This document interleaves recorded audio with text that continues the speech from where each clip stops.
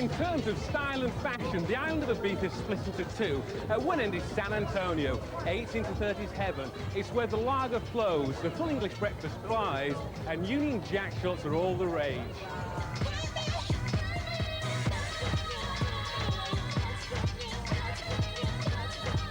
So it's no surprise that I'm here in Ibiza town. It's much more cosmopolitan feel. It's where the young and beautiful of Europe hang out. Trannies mingle with DJs, models and wannabes, and no one looks like they've just stepped off the beach.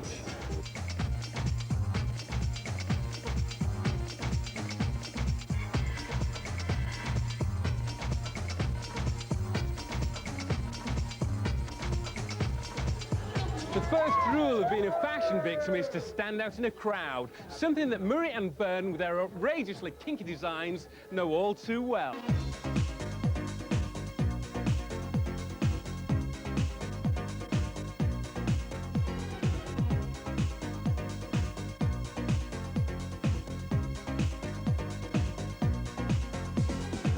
So what came first, fetish or fashion? Well, we weren't actually, when we first thing. started making rubber and PVC and things, we weren't actually aware of the fetish content. To us, they were just like unusual materials, and all that came later, so we sort of went into it totally with our eyes closed, and now they're totally open, aren't we, about it? So do people see you as perverts or provocative designers? Both, hopefully. Yeah, hopefully both.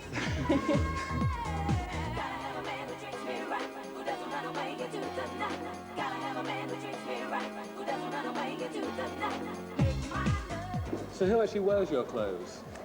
Gosh, that's a hard one. It's quite abstract, really. It's almost like asking why someone would want to play hockey. I mean, there's so many different reasons for someone to want to wear our clothes.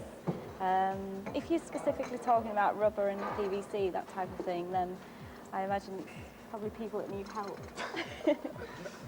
So how did you market it in the very beginning? Well, we never really marketed it.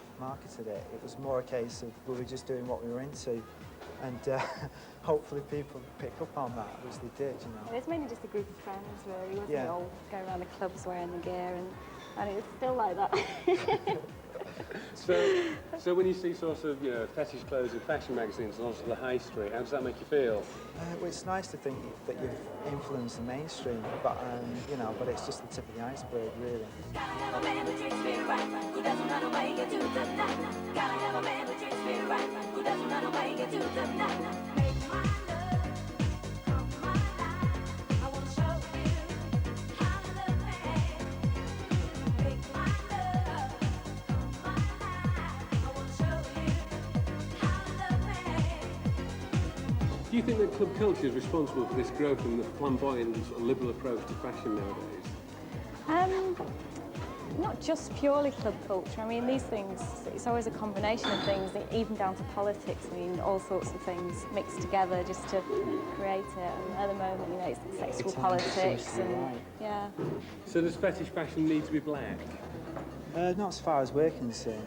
Well, actual fetish means an obsession with a certain object or material or whatever it might be. So that's what that might be. I mean, you can have a fetish about lycra or fur. I mean, people do have fetishes about these things. So, I mean, it could even be, I don't know, it could be grey jackets. It could be anything. It's grey jackets. So that's all that fetish means. But no, it doesn't have to be black. No, but people's perception of what fetish fashion is black, shiny fabric things. In a way, we're probably reacting against that, against the black. And we also we're trying to use fabrics that aren't really associated with being sexy or erotic, and trying to make something sexy from them. You know. If I was to ask you to sum up your sort of collection in one word or phrase, what would you use? That'd be difficult. Stumped. Stunned, that sounds interesting. Clothes for fags and slags. Yeah, that's... Yeah.